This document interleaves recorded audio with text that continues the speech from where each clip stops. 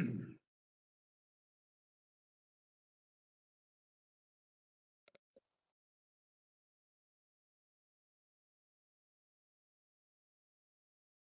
good afternoon. My name is Wanda Hurd. I'm the Assistant HR Director in Human Resources. I'd like to welcome you to this WebEx. Thanks for your attendance. I'd like to introduce you to the Gallagher team, who is our benefit consultant. And the people that will be making the presentation today would be Rebecca Hipp and Scott Steves. We will also introduce the 457 vendors who are participating, and that would be Sandra Aguilar, looks like, from Mission Square. And I don't see a nationwide participant at this time, but they will be attending shortly. Thanks again for your participation in this presentation. I'm going to hand it over to Gallagher at this time. Thanks, Wanda. Thanks, Wanda. Thanks, Wanda. Hey, Rebecca, I'll make a quick comment and then I'll hand it over to you if you don't mind. Sure. Well, thank you everybody for joining today. Looks like we've got a really good crowd. We are going to try to keep questions till the end if possible so we can get through the presentation. So thank you guys for your patience. I know you've probably heard there's some changes coming to the 457B plan. This is kind of our kickoff of those changes to occur, and there may be additional adjustments as we go forward with managing this program down the road. So please be patient with us, and we appreciate your help. We are going to illustrate some changes today. Gallagher's been working with the city of San Antonio. The city has authority over to select and manage vendors and investments and cost for these 457 governmental programs, as there are deferred compensation plans, and we've been helping them with a review of the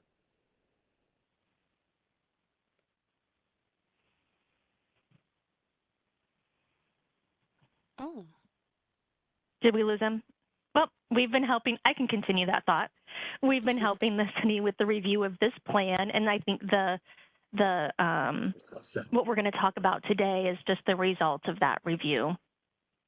That's correct. Okay. So Rebecca, I'll hand it to you. Thanks, Scott. Thanks, everyone who's joined the WebEx. Sandra, do you want to introduce yourself? Sandra Aguilar?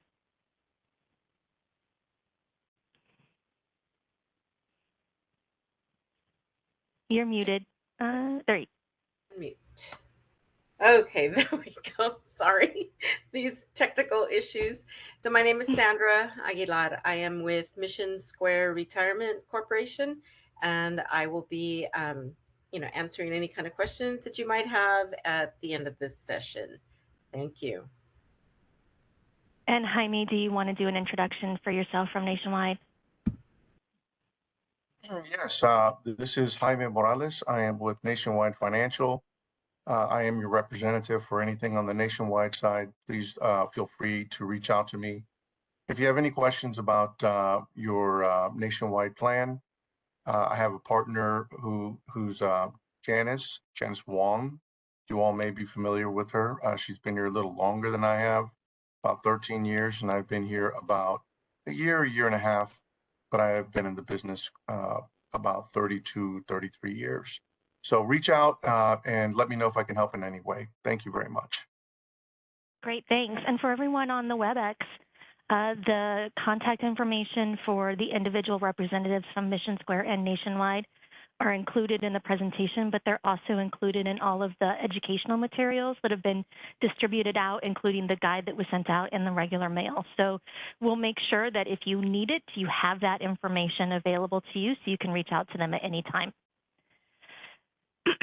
All right, I'm going to go ahead and get started and first talk about the topics that we're going to talk about today.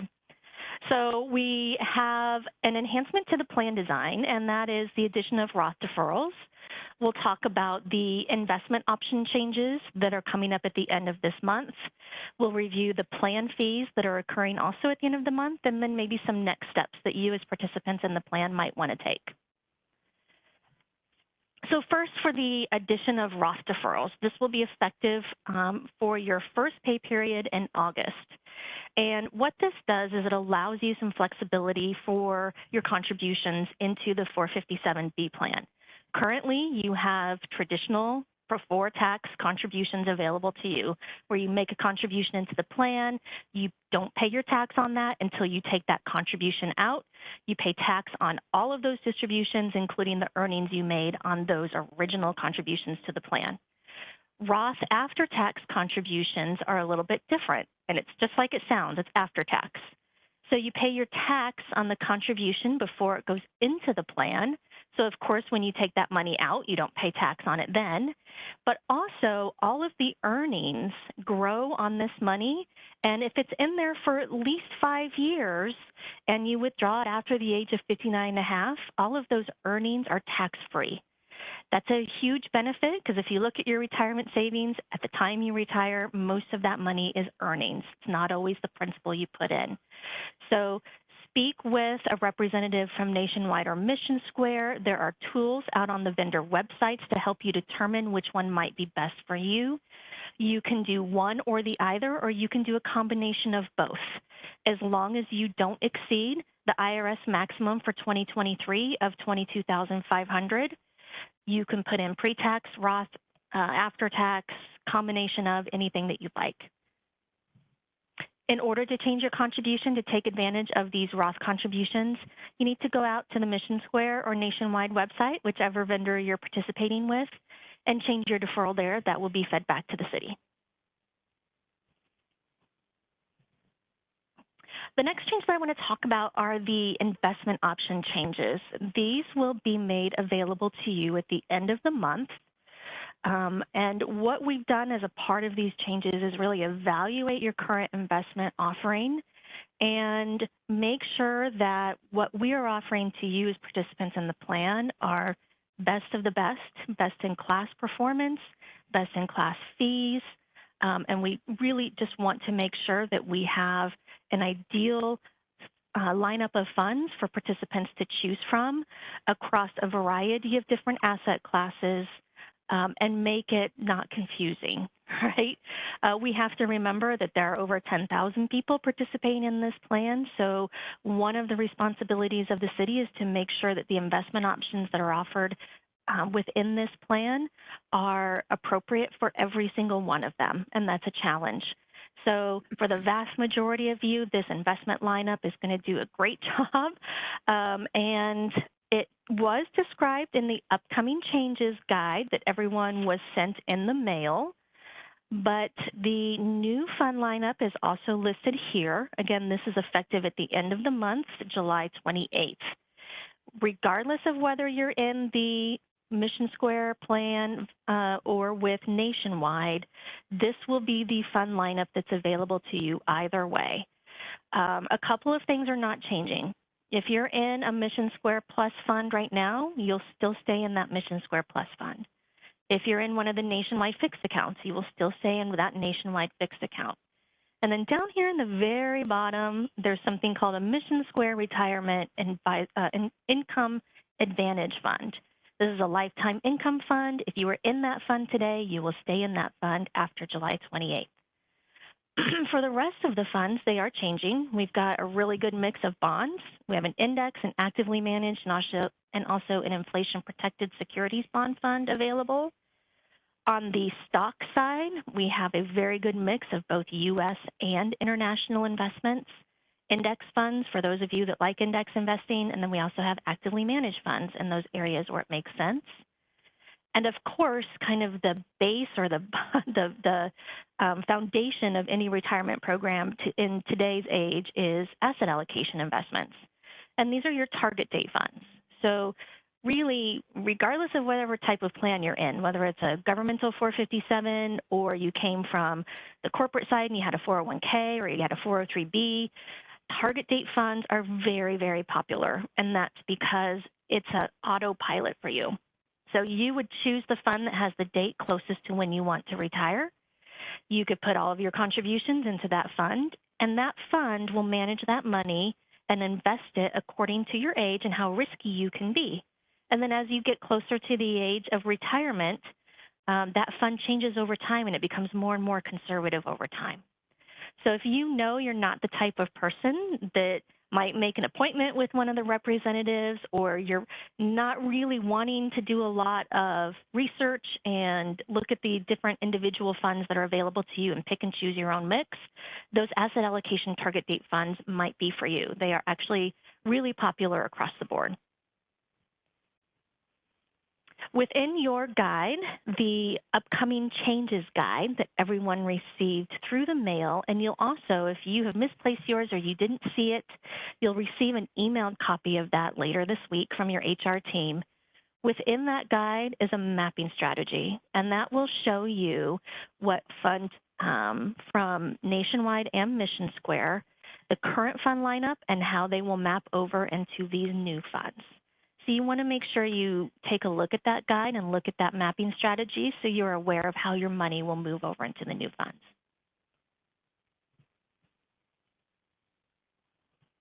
Okay, let's talk plan fees. So investments within a retirement program and fees can be really intertwined. There are two types of fees when we look at expenses for a retirement program, and one is the record-keeping fee.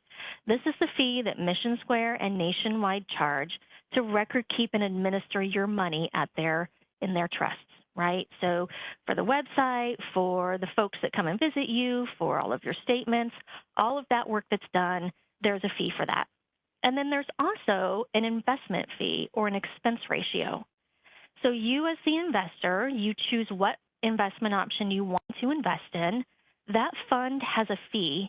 That fee is used to pay the manager of the fund. So there's a team of researchers sitting at that portfolio, whether it's Vanguard or Fidelity or DFA. They are choosing stocks for that fund or for that bond fund. And so they get paid for that. And that's what that expense ratio is. Now, currently, all you have is an expense ratio, and that's because the expense ratios on your funds are a little bit high. Included in that expense ratio is the record-keeping fee. So what happens when you invest in that fund, let's say it's a Fidelity fund. Fidelity collects that money, and they send a portion of it to Nationwide or Mission Square, whichever vendor you're using. And so it can be very difficult for you as the investor to understand how much you're actually paying for the record keeping and how much you're actually paying for investments, because it's all mingled together. So moving forward with these investment changes, we're going to be separating those out. So you will now see on your statements, or when you go out onto the website to take a look, you'll see a line item every quarter for record keeping fees. It's not a new fee that's being charged to you. You've always been paying these fees. We're just now making it more transparent.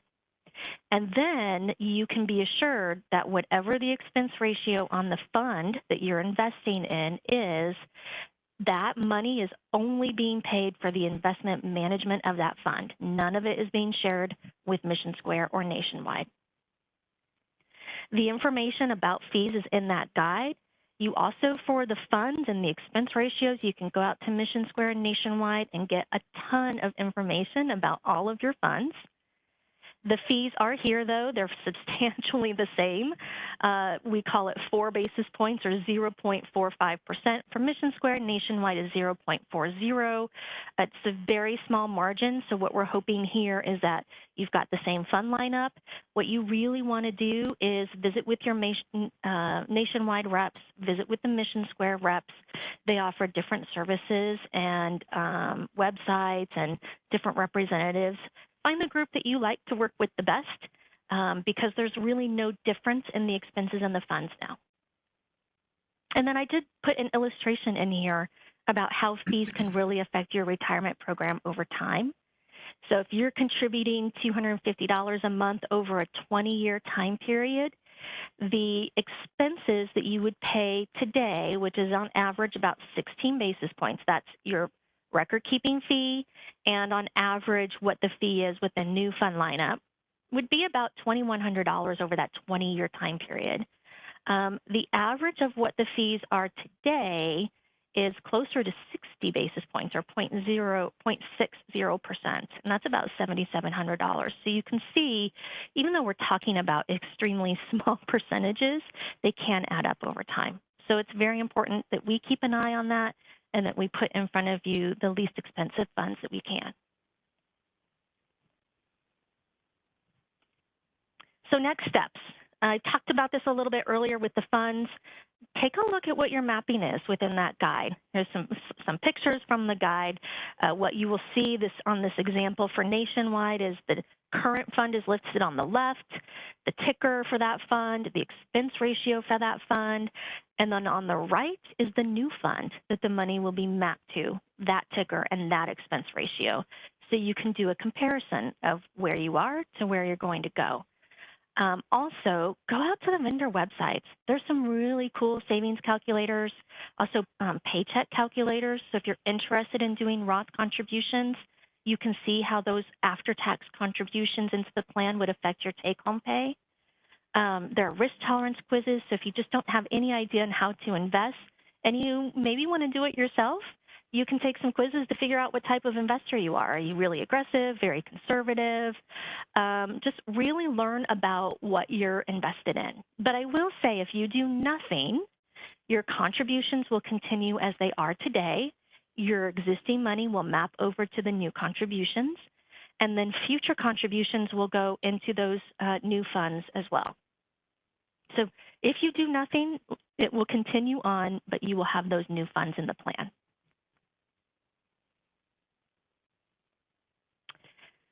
At this point, I believe we can open it up for questions. I did want to just show this last slide on resources. Again, this information is also in that guide, along with the individual phone numbers for the representatives at Nationwide and Mission Square. You also can get their individual phone numbers at these websites that are on the screen now. Okay, Rebecca, yes, it is time for questions. And boy, oh boy, we definitely got questions. Great. So yay. First things first, I do want to let people know that we are recording this session. And like Rebecca said, the plan is at the end of the week, we will send out a link to the recording of this session, along with a link to the online version of the changes guide that Rebecca mentioned. So do stay on the lookout for that email. It will come from askhr@sanantonio.gov, like the reminder emails have come about the info session. So I just wanted to let everyone know that, because we did have a few questions asking if this session was recorded. So okay, we did get a few questions on the Roth. Rebecca, Okay. if you could go over that just one more time, Sure. please. It looks like the question is concerning converting existing pre-tax 457 contributions that are in the plan today into Roth contributions.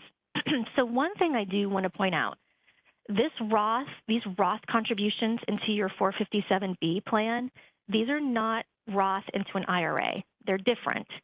So if you have a Roth IRA today, you can continue to contribute to a Roth IRA, as well as at the same time contribute to Roth contributions inside this 457 plan. Trying to get to that slide. Okay, so that's one thing. The deferrals into the 457 plan are different than deferrals into a Roth IRA. You can do both if you want. The 457 plan does have something called an in-plan Roth conversion. And what that means is you can work with Nationwide or Mission Square, and they will assist you in converting your pre-tax dollars into Roth dollars within your account at the 457B plan. What that will do is it will create a taxable event for you, right? Because in order to have Roth dollars, those have to be after-tax dollars. So that's really something you want to work very closely with Nationwide, Mission Square, and even your tax advisor to determine what that effect will be on your taxes this year. Usually, and as we all know, if you take distributions out of a regular retirement program, you just pay your regular income tax, right, on anything that you haven't paid tax on yet. But depending on how much you take out, you can kind of bump yourself into a higher tax bracket, right? So there are a lot of considerations that you really need to take to really think about seriously before you do that in-plan Roth conversion. And Nationwide and Mission Square are experts at this. They will be able to assist you with your questions. Great. And just to confirm, so the changes that you're going over with the 457 accounts, that has nothing to do with the account that all full-time employees have, all full-time civilian employees have with the Texas Municipal Retirement System, correct? That's correct. This is only this City of San Antonio 457 deferred comp plan. Okay, okay. We do have a few different questions regarding fees. The fees you Okay. kind of touched on. Can you go over that again? And I think by doing that, it'll clear up the Answer some different questions. questions. Okay. Yes. Real quickly before I move off of this page, Okay. I do see a question about having to wait to withdraw your contributions out of the Roth 457B. Yeah, so right now, if you're contributing to the 457 plan, you know there are only certain times you can take money out of this plan, right? Those times still exist, whether it's pre-tax money or Roth money. So age 59 and a half is distribution age, right? And before that, there really aren't any other opportunities except for regular retirement or if you terminate your employment. So certainly all of those same benefit events is what we call them, times that you would be able to take your money out of this plan would still apply to those Roth contributions. And then for as far as expenses, are the questions more focused on the record keeping expenses or the investment expenses? Well, so they're asking, it seems to be a variety of questions, but they're Okay. asking, oh, I thought one had these fees, the other had those fees, or they weren't, there are a couple of people that weren't as aware of the fees in general. Okay. And so by you going over that, I think if we just Yeah. revisit it, and Question. it kind of like, Okay. but put a bow Okay. on it. Sure. So today you are paying fees, right? But what happens is the investment fees or the expense ratios that you're paying today, they're not really hidden, but you don't see them really all that well. You have to really search for them. And what I mean by that is if you go out and you look at a fund that you're invested in, maybe that fund made 10% for the year, but the fund has a 0.5% expense ratio.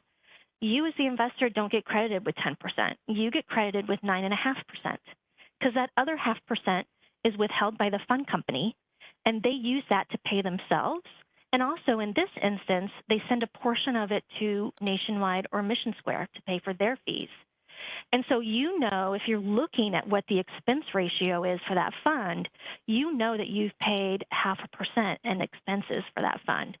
But it only shows up when you look at your performance and when you look at what that expense ratio is, right? You don't see a line item to see the dollar amount of how much that was. So now what we're doing is we're taking that expense ratio and we're saying the only thing that can be included in that expense ratio is actually what the fund company is being paid to manage that fund. No longer are we going to put in that expense ratio fees that go to Nationwide or Mission Square.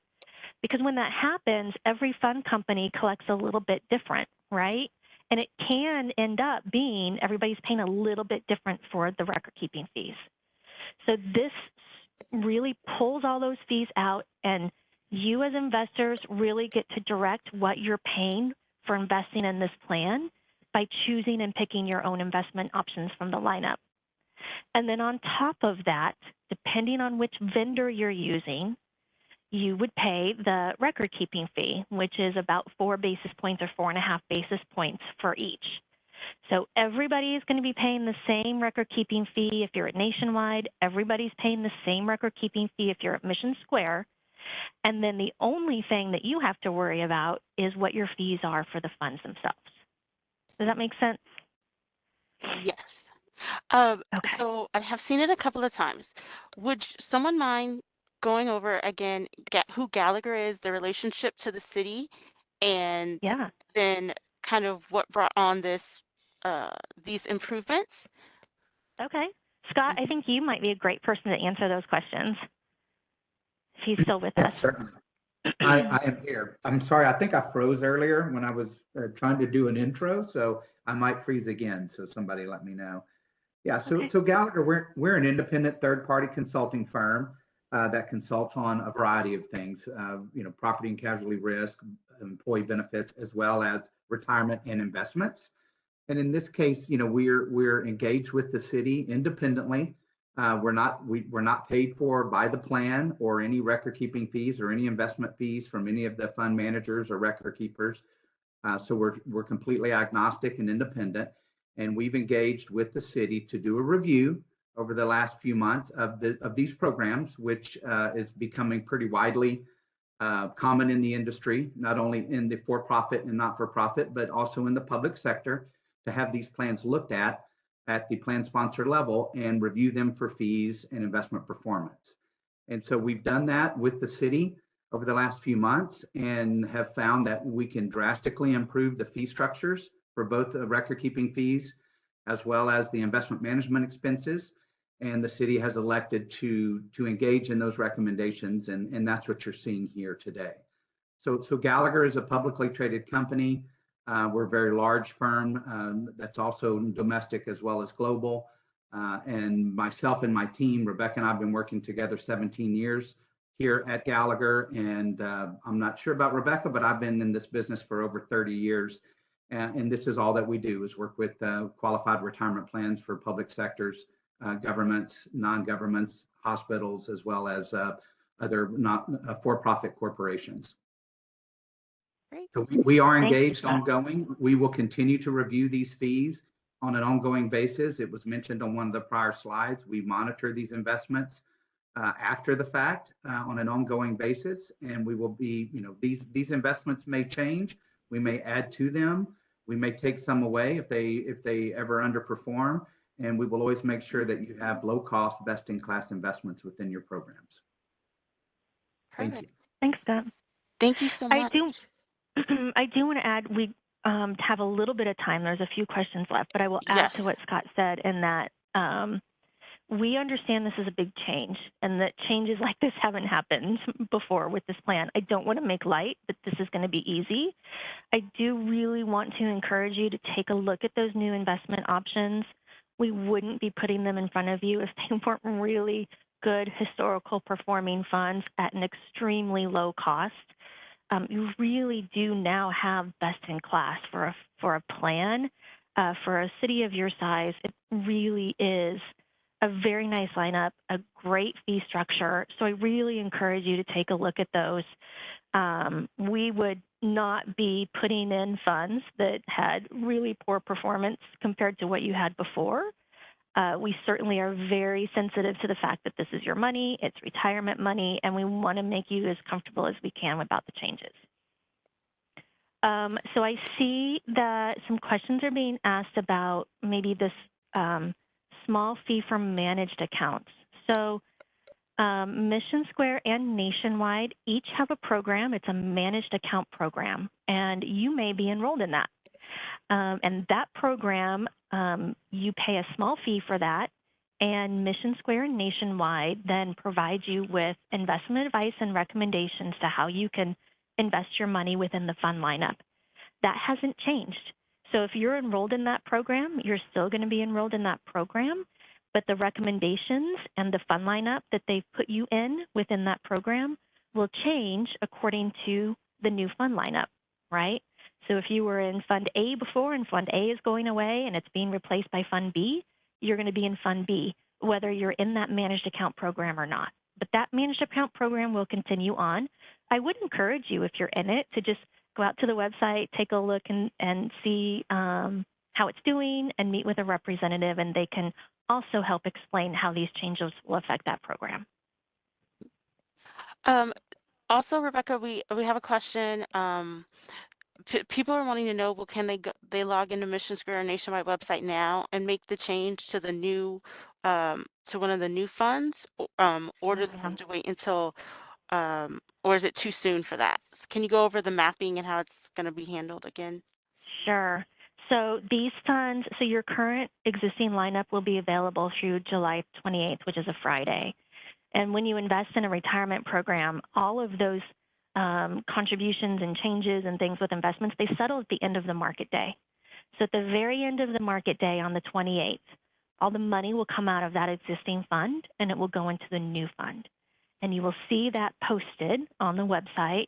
Those new funds will be available after the first business day after the 28th, so you can go out there and make your own mix and choose your own funds after the 28th.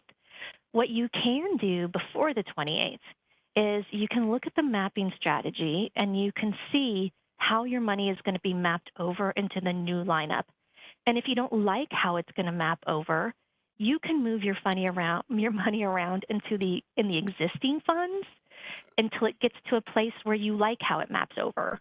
And I hope that makes sense, right? So if you're in Fund A and it's supposed to map to Fund B, but you don't want it to go to B, but Fund C in your plan right now does go to B, you need to move from Fund A to C. I don't know if you're visualizing that like I am, but you can move your money around in your existing funds to affect how it will map over to the new funds.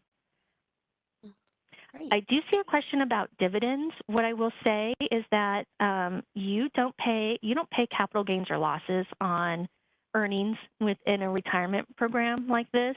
These are subject to just regular income tax at the time you take this money out, if it's taxable.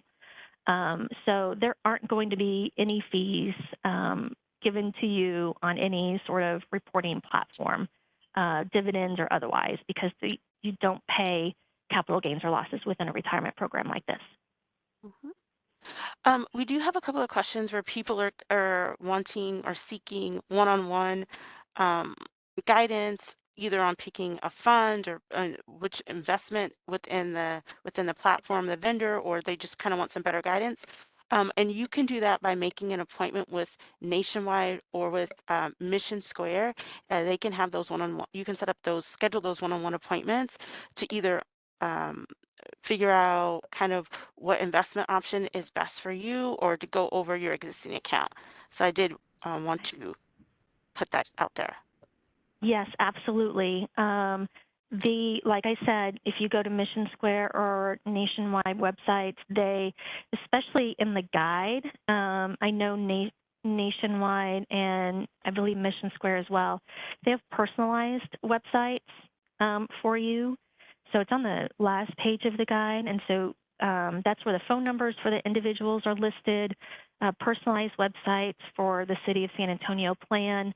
But you can definitely start at the resources that are on the screen now in order to get in contact with one of those individuals to make a one-on-one appointment. Mm-hmm. We've gotten a couple of questions. Can people be actively contributing to both Nationwide and Mission Square at the same time? And it's the short answer, Wanda, Sandra, correct me if I'm wrong, but the short answer is no, you cannot be actively contributing to both of them at the same time. That's correct, right? That is Yes. correct. Okay. Yay, I get a cookie. Yeah, so you cannot actively contribute to both of them at the same time. So if you start off at Mission Square and you say, oh, that was nice and now I want to stop contributing and open an account with Nationwide, or vice versa, that's how it goes, but not both at the same time. Okay. Can you give an example of what I should say when I call my representative? Sandra, would you like to take that one? An account holder with Mission Square calls, and what do they say to have a conversation about things? To have a conversation about, what was that?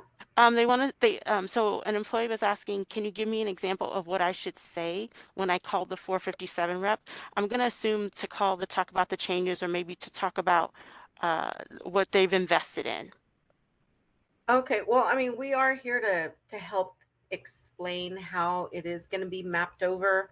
And in the event, like I've already had a few calls from retirees wanting to know how it was going to affect them. Some of our retirees were not investing in mutual funds. So, we discussed how that was going to change. It's just going to better rated plus fund. But I mean, every person is going to have a different question as, to their own account. If they're an existing participant, an existing employee, or if they're retired, or potentially planning on retiring.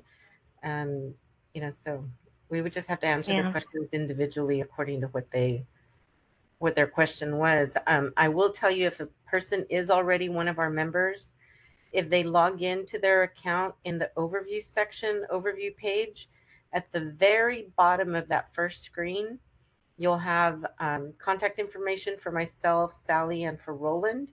And it has our appointment link on there, and they can just schedule a phone call with either one of us.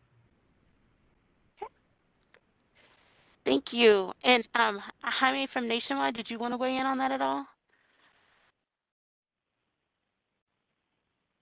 The same thing, both myself and Janice are available for any questions and to help them out with any of this questions regarding changes, transition, et cetera. I've received a lot of phone calls also, especially from retirees, wondering and a little bit concerned about what all of this means. And we're able to explain, how they're going to be impacted, whether they're going to be impacted at all, depending on what they're invested in. For example, I get a lot of people call and they're in the fixed account. Absolutely nothing's going to change for them.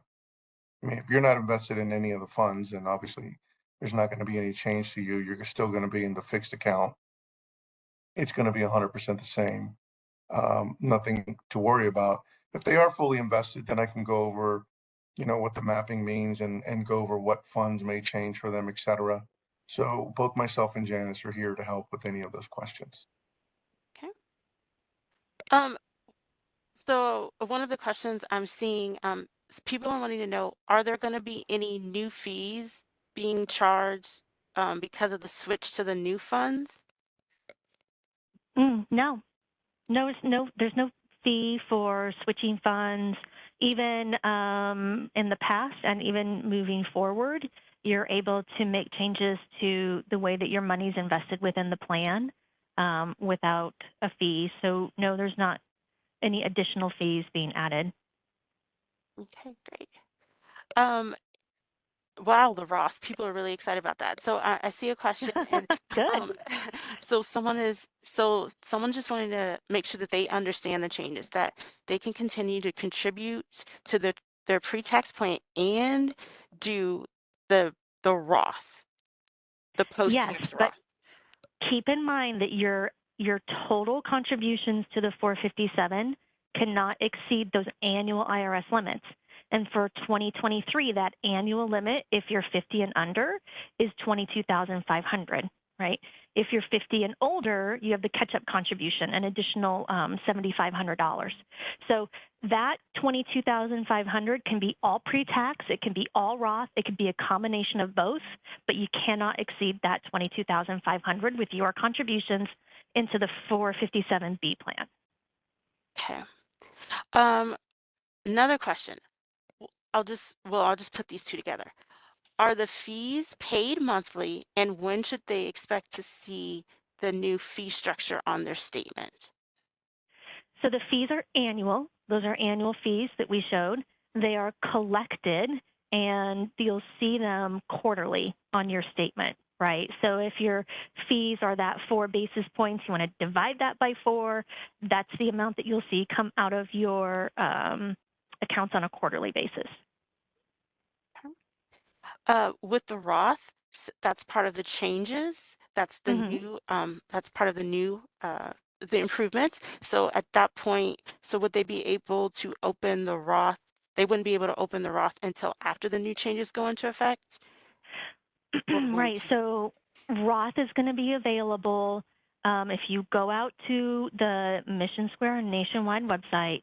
You'll have the opportunity to choose Roth right after that July 28th day, right? So it's right around August 1st is when you'll have an opportunity to choose Roth. And then, of course, it wouldn't come out of your pay until you're actually paid. So for everyone, it's kind of effective with that first paycheck once you go out to the website and choose that you want to do Roth contributions. And this isn't the only time. Just like your pre-tax, you can choose to do Roth contributions at any time in the future. It will just be made available to you for the first time at the beginning of August. Okay. Hey, And Rebecca. I'll add Yeah. to that real quick. And Wanda, this may be a question for you or Brandy. If they make the change to Roth, let's say August the 1st, they go in and want to move their deferral over into Roth. Is it simply done, and this is, a question for me as well. Is it simply done on the Mission Square Nationwide website and that feeds to payroll? Or is there a requirement for them to go to some other source to notify payroll of that change? Yeah, thanks for asking. That would be, they would go to their respective 457 vendor. And that'll feed over. Yes, sir. Yep. Perfect. Thank you. You're welcome. Um, since the Roths are the hot ticket item, we have gotten a couple of questions. Are there income limits or caps associated with the Roth? So within the 457B plan, the answer is no. And it's different on the IRA side. But within, IRAs, you can only contribute a certain amount of money. Within a 457B, you can put in $22,500. On the IRA side for a Roth, there are certain salary restrictions to be eligible to contribute into a Roth IRA. Those salary restrictions do not apply within a 457 plan. So the 457 plan is actually much more flexible with who can contribute Roth contributions and also with the amount that you can contribute every year. Great. Yes. So someone's wanted to confirm, Rebecca, that you just said that what we're talking about when we're talking about the Roth is not the IRA. Can you say it one more time? It is not. Yes, it is not the IRA. We're talking about your 457 plan. So this is an opportunity. You have one account with Nationwide or with Mission Square, or maybe I know you can't do them both at the same time. Maybe you have one, at both, but you've got one 457 account. Within that account, you have different sources of money. You have contributed pre-tax dollars. Maybe you rolled money in. But when you look at your statements, each source of money, whether it's pre-tax or rollovers, is kept separate, kind of separate buckets within your own account. Well, now you'll just have another bucket of money, and it's going to be Roth after-tax contributions. So it's all still invested in the same, all your contributions are invested in the same fund lineup. They're in the same account at Nationwide and Mission Square. It's just if you dig into the details and you look at your money by source, you'll have a pre-tax source if you contributed pre-tax dollars, and you'll have a Roth source if you contribute Roth contributions.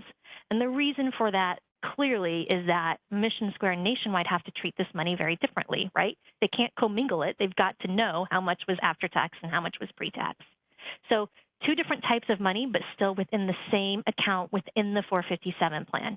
IRAs are completely separate from this. Perfect, perfect, perfect. Yes, so we got a few different questions in the email that a few different versions of this question. In the email that HR from askhr@sanantonio.gov will be sending out on Friday, not only will it include a recording of this session, not only will it include the online version of the guide, we will also include contact information for Mission Square and Nationwide. A couple of you are asking, how do you schedule an appointment or where do you go to schedule an appointment? We'll be sure to include links so that you can contact the representatives and get your appointments scheduled. We'll include that also in the email. Rebecca, someone's asking about the mapping and being able to see it. Would that be best in the guide or? It's in the guide. Mm-hmm. Yep. So you should have it in your hands. It went to the address that's on file for you at Nationwide or Mission Square. If you didn't get a guide in the mail, then you need to check your address that you have on file with Nationwide or Mission Square. We pulled those addresses from them on July 1st. So whatever they had is where we sent it. Make sure your address is updated if you didn't get the guide, and certainly that's where you want to go to see the mapping. Nationwide and Mission Square also have that mapping. So if you meet with one of the representatives, they'll be able to show that to you as well. And then certainly, of course, with the guide, it'll have that in there too. Mm-hmm. Scott, I think you might have mentioned this earlier, but someone is asking about, how often the investment lineup will be looked at, reviewed, and things like that. Did you mention that earlier? I did. Yes, I did. Thank you. We're constantly looking at the investments. We have a group of chartered financial analysts or CFA portfolio managers on staff that are consistently looking at investment options for us and making recommendations. But we formally present that material to the San Antonio committee on a quarterly basis. So we're looking at quarterly, quarter over quarter performance, as well as 1 year, 3 year, 5 year, 10 year, and all of the other, scoring metrics that we use in order to maintain good performance on the funds. Thank you. We're getting close to wrapping up. We're just going to take just a couple more questions, and then we'll return people back to the rest of their day. But one of our last questions, someone's asking, why would someone choose to contribute post-tax versus pre-tax dollars? Okay, so it's Great really question. dependent. Yeah, it's really dependent on your tax situation, right? But if we think about this, so I'm going to contribute after-tax dollars into the plan. Maybe my tax bracket's lower right now than what I think it will be in the future. So I'm going to pay my taxes on it now. But also, Roth contributions, this is key. After the first Roth contribution that you make into the 457 plan, day one, if you go out 5 years, right? If once 5 years passes, at any point in the future, when you can take this money out of the plan, all of the earnings that have grown on those Roth dollars are tax-free. So pre-tax contributions, you haven't paid any tax on those. They go into the plan, they're invested, you make money, you have earnings. Anytime you take out earnings on pre-tax dollars, you have to pay tax on it. You pay tax based on your regular income tax bracket when you pull that money out, right? So pre-tax contributions, the benefit of it is you get to save, right? Save that tax dollar. But then all of those earnings are taxable. For Roth contributions, if you leave it in there, the time frame that it needs to be in there, that 5 years, then all of those earnings are tax-free when you take them out. So that's really the big benefit of Roth. Perfect. Okay. Let's see here. Let's pick one last question. Okay, there's a few to choose from. Okay. Someone is asking about the maximum you can contribute with the Roth if you're 50 plus. So, yeah, the maximum contribution limit you can put in for 2023 is that $22,500 plus the $7,500. So you can put in, up to $30,000 a year. Well, just in 2023, that $22,500 limit for people under 50, and then that additional catch-up contribution for folks over. So $22,500 for 49 and under. 50 and above, it's 30,000. Those limits are indexed every year. So the IRS increased those limits in 2023 quite a bit. I can't tell you what they'll be next year, but they usually come out with those numbers in the fall, like late October. Okay, perfect. And one thing I will say about those catch-up contributions, you don't have to be 50 at the moment that you do it. You just have to turn 50 in the year that you make those catch-up contributions. So for 2023, even if I turn 50 December 1st of 2023, I'm still eligible for the entire year to make catch-up contributions. Oh, okay. Well, this we were not able to get to everyone's question, but we got through as many of them as we possibly could. And like I said a few times, we will be emailing out a full recording and contact information and the overall guide that has visual examples of the mapping and things like that, and contact information from both Mission Square and Nationwide, so you can make those one-on-one appointments if you want to talk about things or get some more personalized explanation of kind of all the improvements that are going on. To reiterate, these changes are going to be in effect on for August 1st, and the city is really, really excited to share these things and these improvements with you. Also, shameless plug, there is a short survey, very short, 3 questions, y'all, 3 questions. At the end of this presentation, so the Human Resources Department and your employee benefits team would really, really appreciate it if you could take that short survey and give us feedback on this info session. We're always trying to make provide y'all with really great information and present it in a way that is impactful and useful to you. So we'd really appreciate that. And with that, Wanda, Rebecca, Scott, do y'all have any final words for the group? Just happy to be on I board. know. I just want to thank Yeah. everyone for their attendance. And thanks for the Absolutely. questions. Mhm. Yes, great. Well, thank you all so much. We really appreciate you joining us, and have a great rest of your Tuesday. Thank you. Thank you.